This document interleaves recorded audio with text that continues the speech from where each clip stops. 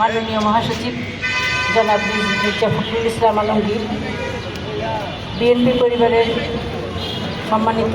আহ্বায়ক সদস্য সচিব, মায়ের ডাকের কর্ণধার সঞ্জিতা ইসলাম তুলি এবং আজকে আরও যারা উপস্থিত আছেন এই গুম হওয়া পরিবারের সদস্যবৃন্দ, উপস্থিত সাংবাদিক ভাইরা এবং উপস্থিত আমাদের ভাই বোনেরা, আসসালামু আলাইকুম। আসলে আমরা যেটা দেখে এসেছি আগে থেকেই যে শিশুরা সবসময় সব কিছু রাজনীতি বা অন্যান্য যে কর্মকাণ্ড সব কিছু থেকে শিশুদেরকে বাইরে রাখা হয় বা রাখা উচিত বলে আমরা জেনে এসেছি। যে কোনো রাজনৈতিক অংশ হিসাবেই শিশুরা থাকবে না, শিশুরা পড়াশোনা করবে, তাদের মানসিক বিকাশ ঘটবে। কিন্তু সাম্প্রতি বিগত ফ্যাসিস্ট আমলে যে ঘটনাগুলো ঘটে গেছে ক্রমান্বয়ে,